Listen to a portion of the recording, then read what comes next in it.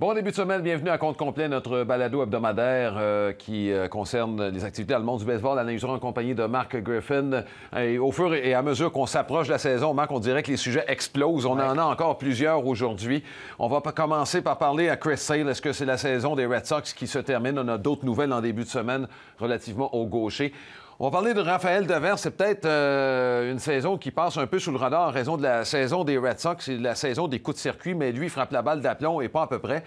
Il y a eu pas mal de séries en fin de semaine. On va se demander laquelle qui a retenu notre attention de chacun de notre côté.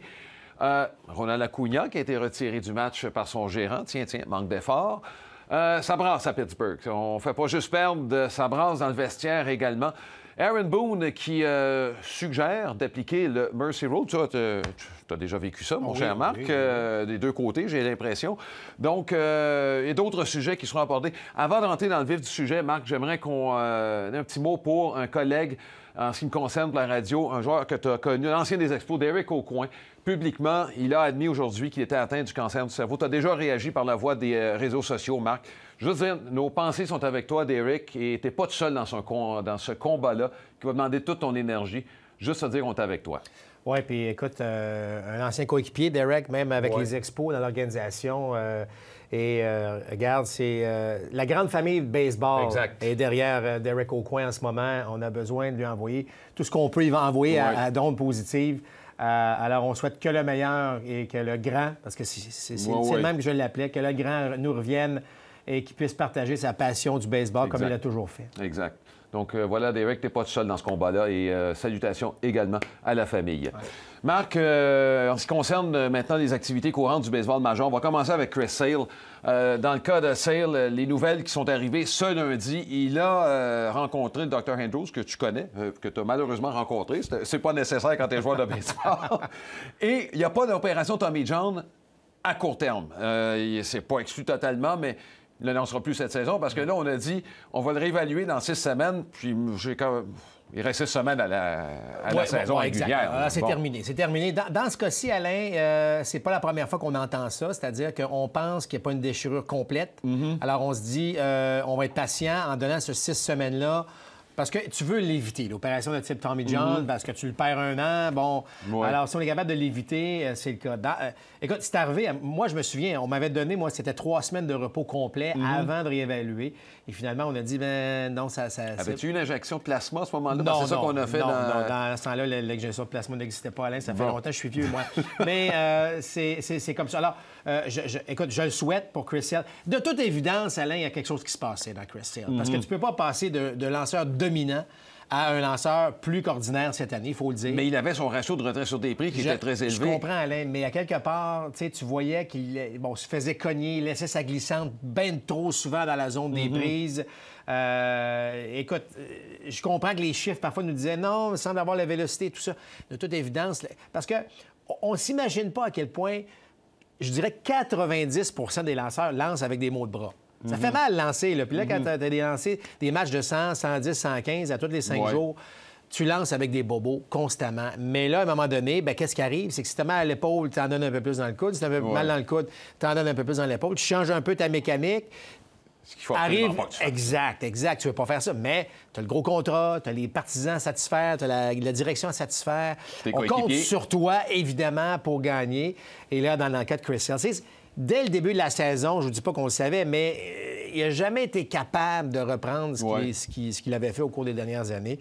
Donc, je ne suis pas surpris de cette nouvelle. C'est malheureux pour les Red Sox, Alain, parce qu'on avait besoin de tous nos soldats si on voulait créer cette espèce de sprint de fin de saison pour essayer de passer là, dans les équipes repêchées. Et malheureusement, ça me semble très difficile. Lui et Price sur la liste des joueurs blessés. Exact. Sur le plan technique, Marc, je demande ton expertise. On l'a noté souvent. Dans le cas de Chris Sale, c'est pas un élan qui est classique. Un élan violent, on en parle souvent chez les frappeurs, mais dans son cas aussi, ça se voit. Est-ce que ça peut avoir été un facteur dans ce qu'on voit aujourd'hui? Absolument. Écoute, rappelle-toi de Tim Lincecum.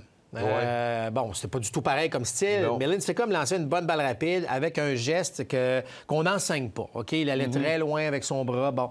Et pas très... Il poussait très fort. Oui, exact. Il utilisait ses jambes. Bien évidemment, il n'avait pas un physique imposant. Alors, pour lancer de telle vitesse, il fallait qu'il le fasse. Mais je me souviens, là, avec plusieurs soi-disant experts à baseball, on se disait... il me semble que ça ne pourra pas marcher à long terme, cette mécanique-là. Et comme de fait, malheureusement, très, très, très belle carrière, là. Mais rapidement, tu as vu qu'il est incapable de lancer. Je dis pas que c'est ça qui arrive à Chris Sale, mais un gars qui lance à contre-corps. C'est-à-dire que vraiment, là, à chaque lancer, c'est un pivot complet là, du corps. C'est pas de même, évidemment, que l'on enseigne la fluidité parfaite d'un élan, mais c'est propre à lui, ça fonctionne de toute évidence. Ça pourrait avoir joué éventuellement sur la pression qu'on met sur le coude, ce qui fait en sorte qu'aujourd'hui, on se retrouve dans cette situation-là. Je peux dire que dans le cas de l'NCCOM, il y a quelqu'un qui l'avait vu venir lors d'un congrès de la Sabre, congrès auquel j'assiste pratiquement annuellement. Là. Mike Marshall, l'ancien releveur des Expos de Montréal, qui est un paria, il faut bien le mentionner, mais il devait savoir quelque chose que les autres ne savent pas. Regardez sa fiche là, comme lanceur, là, 100 matchs en relève, 200 manches. Je suis convaincu qu'il y a quelque chose. Et lui, il voyait lancer l'NCCOM et il dit, lui... c'est sûr qu'il s'en va vers des problèmes majeurs à court terme. On était plusieurs. Je ne dis pas qu'on disait ça va finir à telle date, mais plusieurs disaient que lorsqu'il va arriver à la trentaine, ça peut devenir difficile pour un gars comme Tim Lincecum. Donc, oui, l'aspect mécanique. Moi, je pense toujours à Pedro Martinez. Pedro Martinez lançait des balles de feu, n'a jamais vraiment subi de blessures graves. Problème ici et là. Mais quelle mécanique! Il avait une fluidité dans ses mécaniques que c'était quasi parfait. Alors, ce qui lui faisait en sorte qu'il lançait avec force, précision, mais aussi évitait la liste des blessés à ce moment-là. Oui, c'est dangereux, ça avait su, hein? Ah, ça, c'est une autre histoire. Embarque-nous pas là-dedans, mon cher Alain. Bon, on va rester chez les Red Sox de Boston. Lorsqu'on parle du baseball d'aujourd'hui, on parle de coups de circuit. Il y en a déjà, c'est 4 joueurs qui ont atteint les 40 circuits, là? Oui. Bon, on n'est même pas rendu au mois de septembre. On sait déjà qui est la recrue de l'année dans la nationale. Sauf qu'il y en a un, c'est pas à coup de circuit, mais c'est à coup de contact solide qui est en train de faire sa marque. À coup de double, et son taux de contact, solide, là, les 95 000 à l'heure et plus, les dans les meneurs, c'est Raphaël Devers. On en a parlé lors de nos reportages. Et là, en fin de semaine, écoute, il y a un match de 4 coups sûrs, un coup de circuit, deux doubles. T'as l'impression qu'à chaque fois qu'il s'en vient au bâton, lui... et je ne pas une au cœur du membre. Alain, mea culpa. Moi, je ne pensais pas du tout que Raphaël Devers allait devenir le joueur qu'il est cette année. Lorsqu'on l'a vu arriver l'an dernier avec les Red Sox, bon coup de bâton, pas nécessairement le physique, le plus... c'est pas un Nolan Arenado, par exemple, au troisième. Il se débrouillait bien, frappait la balle, avait démontré donc une certaine puissance. Et moi, je pensais que l'an dernier, ce qu'on avait vu, c'était ça. C'est ce qu'on allait voir au cours des prochaines années, ce qui n'est pas vilain, là.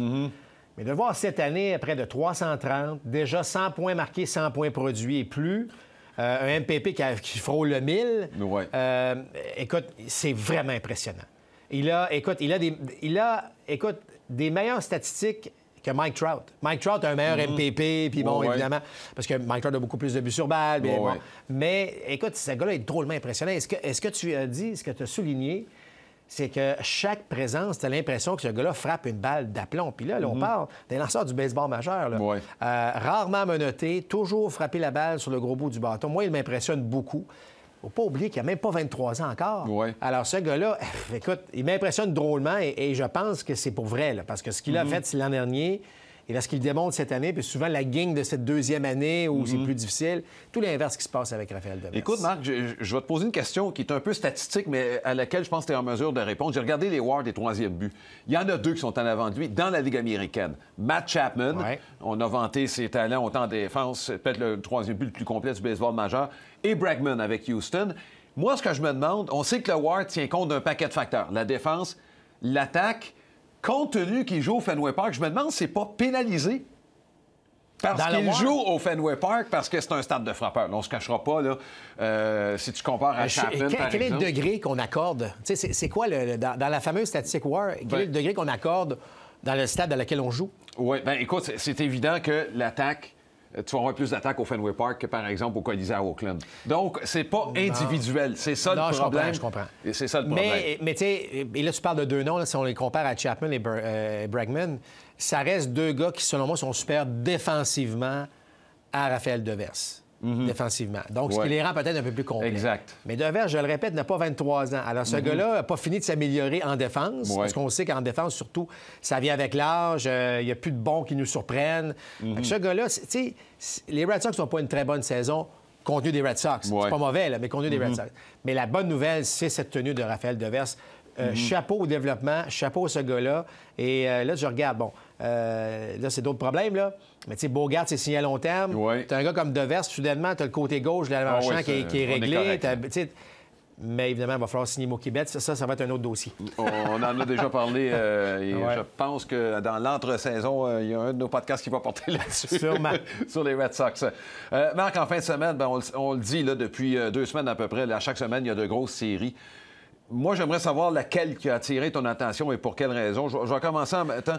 Cleveland Yankees, je pense qu'on a vraiment vu et constaté la vulnérabilité de la rotation des partants des Yankees à New York dans cette série. Il y en a eu d'autres, là, mais celle-là, moi... Moi, j'ai aimé le test pour les Indiens aussi. Oui. Tu sais, les Indiens vont bien, ils ont acquis Puig. Bon, évidemment, Puig avait été suspendu un peu avant, mais tu sais, ils ont un peu plus de punch à l'attaque. On a parlé de cette fameuse relève qui, statistiquement, est parmi les meilleurs de la Ligue américaine. Donc, c'est un vrai test, parce que là...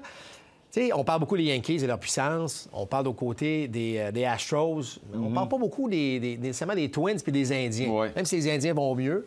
Et j'ai trouvé, moi, là, un test qui est quand même assez concluant, Alain, de se dire sur une série de 3-5, il y a quelque chose là. Alors, les Yankees, eux aussi, ont réalisé qu'on peut en avoir plein les bras avec une équipe comme les Indiens. C'est une équipe tannante à l'attaque, avec la vue de Puig et Reyes. C'est Reyes. Bon, alors, Mercado qui va de mieux en mieux à l'attaque. Qui est de plus en plus confortable à l'attaque. Alors oui, Alain, tu sais, les Yankees, on le sait, c'est les lanceurs partants. Mais il faut que les lanceurs partants tiennent le coup. Ils peuvent le faire, mais ils sont vulnérables et je pense que les Indiens l'ont démontré. Oui. C'est la série aussi qui a retenu ton attention. Donc, oui, absolument. Absolument. J'aimerais dire les A's d'Oakland contre les Astros de Houston, mais j'ai encore de gros doutes quant aux Astros. Je regarde les Indiens et les Rays aller. Là. Les Rays m'impressionnent encore plus que les Aces. Ils ont perdu... Snell n'a pas le même genre de saison que l'année passée. Ils ont perdu Chirinos, ils ont perdu Glasnow. Et là, ils se retrouvent un Mackey, il y a un Yarbrough qu'on utilise comme vrai lanceur partant et qui font le travail. Ouais. Ces gars-là ont des cerveaux au 2e étage. Non, ça, écoute, c'est toute une organisation, celle des Rays. L'évaluation qu'on a fait des joueurs, mais le développement qu'on fait de ces gars-là, en bas, est impressionnant. Parce que c'est beau avoir le talent, mais les développer comme ça, c'est intéressant. Bon, il y en a d'autres. Évidemment, dans la nationale, c'est toujours il y a toujours un paquet de séries qui comptent. Mais c'est certes, moi, la tenue des Indiens là, me fait en sorte que c'est celle-là que j'ai retenue. Bon, et tu as retenu aussi, je sais que ça t'a fait plaisir lorsque tu as vu la décision du gérant des Braves d'Atlanta qui a retiré du match Ronald Acuna. Tu aimes Acuna, tu es un fan d'Acuna. Écoute, j'adore son coup de bâton. Il est beau à regarder jouer. Sauf qu'en raison d'un manque d'effort, Brian Snitker a décidé de le retirer du match. C'était pas sans rappeler. Ça fait quoi? Ça fait une vingtaine d'années ou à peu près. Là, Bobby Cox avait retiré... Bobby Cox qui avait retiré Andrew Jones de la même équipe. Joueur qui évoluait à la même position. Donc... Mais moi, j'aime ça parce que tu le fais à un moment où le jeune est vulnérable encore. Il est jeune. Il apprend encore le métier. Deuxième année, oui, il est bon. Tout le monde sait. Il sait, Acuna, qu'est-ce qu'il vaut. Là. Il n'est pas fou, le gars. Mais à un moment donné, c'est pas ça le baseball. Et le baseball, c'est un sport d'équipe très individuel, mais c'est un sport d'équipe. Et là, le gars frappe une balle à 400 pieds ou à peu près sur la clôture, puis en résulte un simple. Moi, je pense que c'est le temps de le faire. Il a compris. Acuna Junior a dit, j'ai compris le message, a parfaitement compris le message. Et moi, bravo à Snitker, parce qu'il n'y a pas des gérants qu'on est ce qu'on appelle des players managers, puis on flatte les gars, là, puis on s'assure que... Mais là, c'est public, là, aujourd'hui. Là. Alors, je trouve que c'est une bonne décision parce qu'on le fait tôt.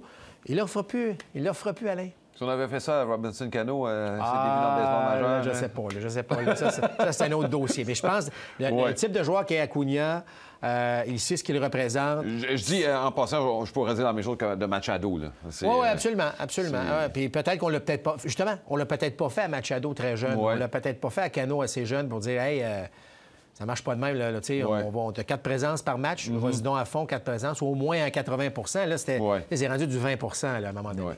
Mais bonne décision. Moi, j'aime ça. Je trouve que c'est un gérant qui met ses culottes. Puis en 2019, il y en a passé comme ça. Oui, et en passant, les Braves viennent tout juste, ça c'est en début de semaine, viennent tout juste d'acquérir, mettre la main sur Billy Hamilton, qui a été laissé au ballottage par les Royals de Kansas City. Il s'en va directement avec l'équipe majeure en haut.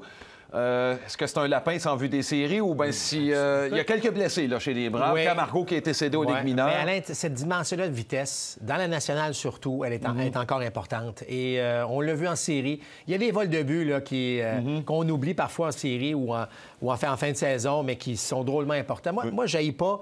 Tu sais, on parle évidemment qu'il n'y en a pas beaucoup de vols de but, il n'y a pas beaucoup de tirs commandés à l'extérieur, puis de buts sur balle intentionnels. Mais lorsqu'il y en a, bien, ils deviennent importants. Moi, je trouve que c'est un aspect du jeu que les Braves viennent de s'améliorer. En fin de rencontre, tu sais, en fin de rencontre, là, où tu as un releveur qui n'est pas nécessairement très bon à retenir les coureurs, puis tu amènes un Hamilton, c'est fatigant.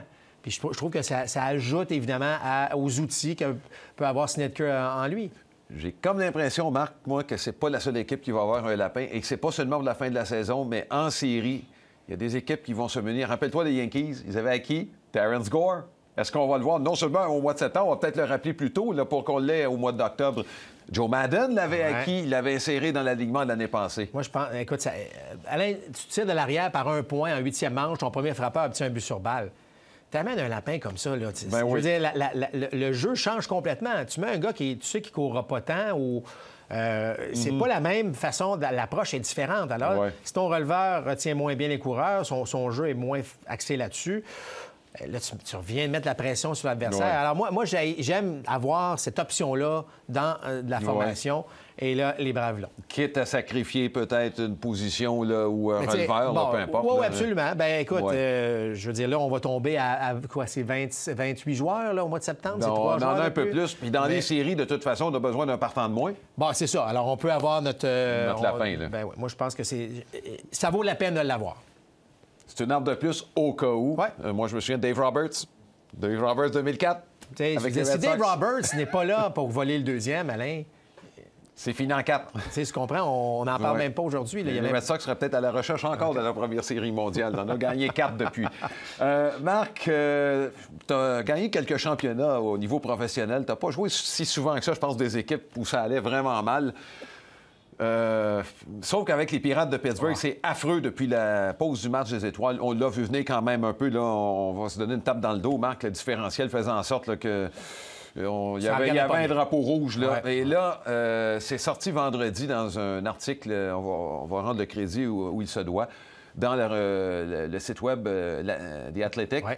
Donc, il y a 2 releveurs là, qui ont été impliqués dans des échauffourées avec des instructeurs. Keone qui est là. Lui, c'est pas la première fois. Il commence à avoir une feuille de route drôlement garnie avec Texas et Pittsburgh. Et l'autre, c'est Cal Crick. On va commencer. Bon, quand tu perds, Marc, c'est le genre de truc... les joueurs ont peut-être la mèche un peu plus courte. Bon, c'est normal. Quand ça va pas bien, là, c'est toujours la faute de quelque chose. Hein? C'est la faute de l'écran géant, c'est la faute du monticule qui est passé dur. T'as pas souvent été dans des situations perdantes, toi, là? Bien, en fait, je l'ai été, pas comme joueur, mais j'étais aux expos, là. J'ai connu certaines années difficiles où c'est la faute de Youpi, là. Tu sais, ça va jusque-là. Bon. Youpi est pas assez bon, puis la musique est pas assez forte. Non, mais tu comprends que des fois, on va très, très loin dans nos excuses. C'est normal. Tu sais, quand tu perds et tu ne sens pas que ça va changer de côté rapidement, bien là, il y a la frustration qui s'installe. Et là, bien, la divergence d'opinion entre. Et là, on devrait faire ça. Tu sais, tu as 25 joueurs normalement, là, plus les blessés, tu as 28, 29, 30 joueurs qui tournent autour de l'équipe. Tout le monde a son opinion pour faire en sorte que ça va marcher. Mais souvent, c'est 30 opinions qui sont différentes. Puis là, à un moment donné, tu le partages avec un coach qui dit, ben non, ça n'a pas de bon sens de faire...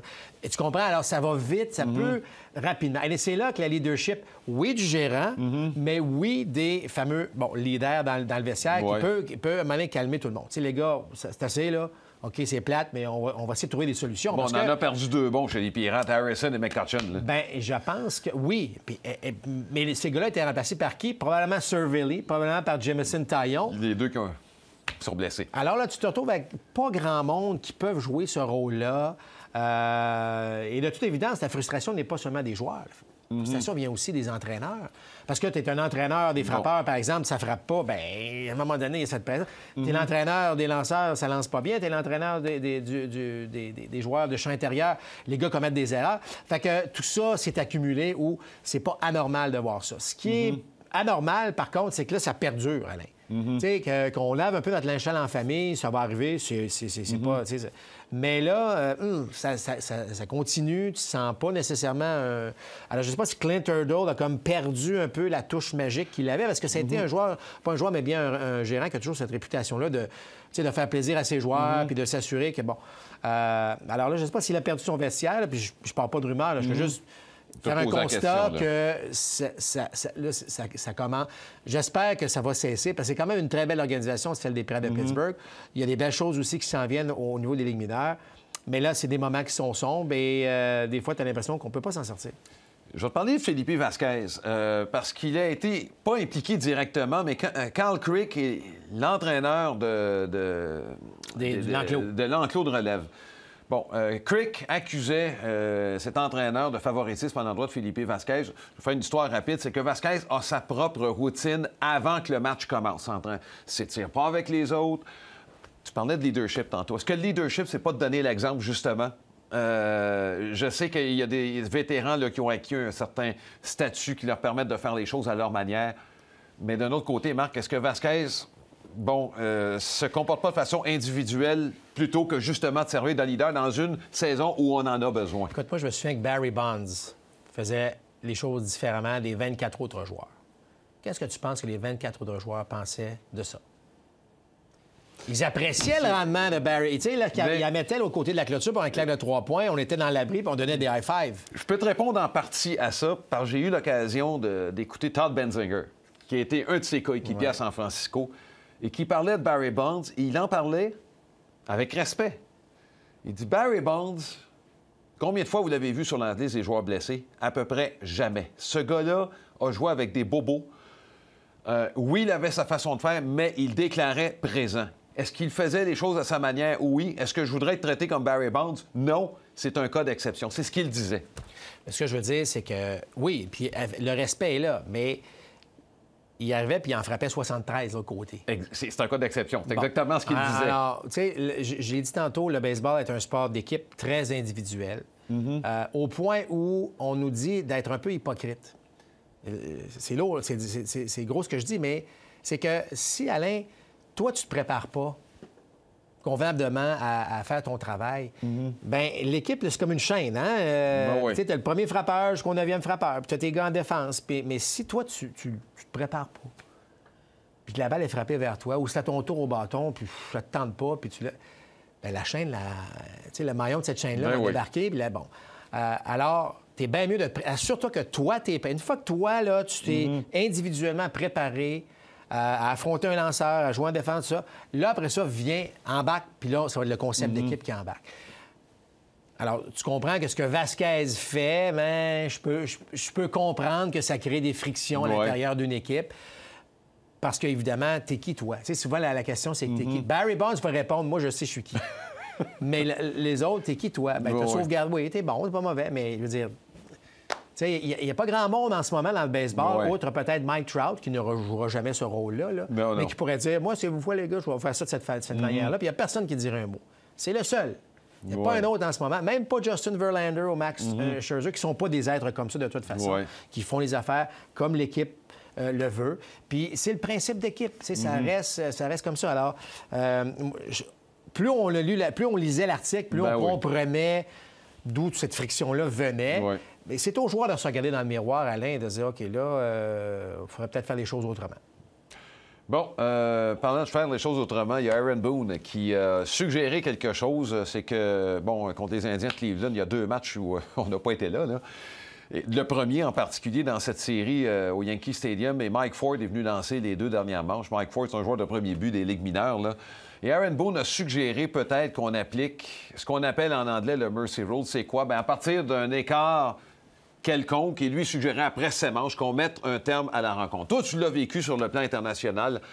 Faut bien le mentionner, là, quand Cuba affrontait des pays qui étaient plutôt dégarnis, ça donnait des matchs qui n'étaient pas très agréables à jouer. Ouais, moi, je te dirais que lorsque je jouais contre Cuba, notre objectif, c'est de jouer les 9 manches. Bon. Parce qu'on jouait rarement les 9 manches, parce qu'en 7e, il y avait toujours 10 points d'écart. Au niveau majeur, je vois pas le moment. Moi, Alain, là, je trouve que, tu sais, Ce que j'aime pas là, de ce qui se passe en ce moment, c'est que là, tout le monde cherche.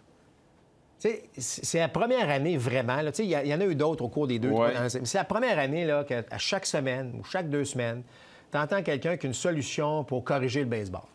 Ça, j'aime pas ça. Pas que j'aime pas avoir des nouvelles idées. C'est que là, le baseball est malade. Et ça, c'est peut-être un autre sujet qu'on va voir, Alain, mais je veux dire... Je pense qu'on embarque là-dedans. Là. Mais c'est ce que je veux dire, c'est que là, c'est clair, là, les coups de circuit, c'est rendu too much. En fin de semaine, là, je pense qu'on a dépassé la limite de Les coups de circuit, l'acceptable. c'est rendu un peu trop. Le temps que les joueurs prennent, je sais qu'on a mis l'accent là-dessus, mais c'est trop. Il faut faire un effort. Tu sais, moi, je crois encore, tu sais, depuis le début, depuis plusieurs années qu'on parle de ça, je crois encore qu'on peut corriger ces situations-là à l'intérieur sans avoir de nouvelles règles. C'est juste des appliquer correctement. On pourrait améliorer sensiblement le baseball. Mais là, tu as beaucoup de joueurs ou de gens près du sport, de différentes générations. Là. Ouais, d'anciens joueurs. D'anciens joueurs surtout, mais tu sais, de générations un peu différentes, mais qui commencent à élever leur voix en disant hey, là, même moi, qui est un gars de baseball, là, tu sais, puis je suis moins ça parce qu'à un moment donné, ça n'a pas de bon sens. Tu sais, t'entends des gars comme Pete Rose qui manifestent. T'as des gars de différentes générations, même les Barry Larkin, des gars comme ça qui disent... Là, je reconnais plus le baseball. Je reconnais pas mon sport. Ouais. Puis, tu sais, c'est des gars qui frappaient quand même leur certain nombre de coups de circuit, mais qui frappaient des courts et frappes, qui volaient des buts, qui avaient des stratégies derrière, pour battre. Puis il y avait la vitesse des Cards à l'époque, il fallait la contenir. Écoute, en fin de semaine, ce qu'on a vu comme coup de circuit, ça donne plus rien de courir, là. Ben écoute, t'es gérant, là, puis tu regardes ta formation de 1 à 9, puis t'as 8 gars qui peuvent frapper 25 coups de circuit. Ben c'est bien sûr que je vais me croiser les bras. Tu sais, l'ancien gérant des Blue Jays de Toronto, John Gibbons? que tout le monde tapait dessus parce que, voyons, Gibbons, il fait rien. Ben oui, mais il y avait Encarnacion, puis il y avait Bautista, puis il y avait Donaldson. Ils vont frapper un circuit de 3 points à un moment donné. C'est ça. Alors, puis là, ça n'arrivera pas avec les Blue Jays actuellement parce que là, on va créer... Oui, il y a des circuits, mais on va plus créer des points. Fait qu'on est rendu là, Alain, il va falloir... je ne sais pas comment corriger ça, mais j'aime pas ce que j'entends là, de plusieurs... Non, là, et ce qu'on constate de toute façon, là, on le voit bien. Oui. Fait que, alors, écoute, comment... Tu sais, moi, je crois encore que c'est un passage, comme en 68 où ça avait été dominant. Il y en a eu toutes sortes de passages du genre. Alors, j'ose croire que ça va changer, mais ça m'inquiète de voir tout le monde, en fait, plein de gens tenter d'arriver avec des solutions, comme, tu sais, regarde ce qui se passe dans la Ligue Atlantique, là, avec tous les essais qu'on a de voler le premier but puis de reculer. J'aime pas ça, là. C'est symptomatique d'autres problèmes qu'on n'ose pas, je pense, affronter de front. Là. Oui. Moi, je pense vraiment encore, Alain, que si les joueurs se disciplinent à rester dans le rectangle des frappeurs quand c'est leur tour, avoir des lanceurs qui comprennent que, oui, je peux prendre mon temps de temps en temps, mais habituellement, je vais avoir un rythme assez bien au monticule. Tu sais, il y a des choses qui peuvent nettement s'améliorer juste en appliquant, en fait, les règles qui sont là, les règles de la logique. Oui, pour voir plusieurs matchs de ce temps-ci, en raison de la course au championnat, je peux te dire que les frappeurs sont autant, sinon plus coupables que les lanceurs quant au rythme. Là. Et j'étais pas d'accord avec toi l'année dernière. Je me disais, non, les lanceurs, c'est ceux qui ont la balle. Cette année, c'est flagrant. Oui. Les frappeurs prennent beaucoup trop de temps entre les tirs. Puis le nombre de tirs par présence augmente considérablement chaque année. C'est correct, ça fait partie du jeu, mais là, c'est t'ajoutes. Ouais. Alors, et les jeunes qui arrivent, ménage à faire, là. les jeunes qui arrivent, je trouve qu'ils ont un bon rythme. Et peut-être parce qu'ils ont été habitués dans les rangs mineurs. Bon, Marc, on pourrait faire 1 heure, mais c'est la fin pour compte complet. 6 semaines avant la fin de la saison régulière, encore pas mal d'équipes qui sont en lice pour une place dans les séries. Et on en verra 2 ce mercredi. On verra les Mets de New York qui ont réalisé une poussée tout à fait exceptionnelle depuis la pause du match des étoiles. Ils vont accueillir les Indiens de Cleveland, une des meilleures équipes du baseball majeur depuis le début du mois de juin. C'est un match qu'on vous présente à RDS à compter de 19h. J'espère que Compte complet vous a plu. Je vous souhaite de passer une excellente semaine.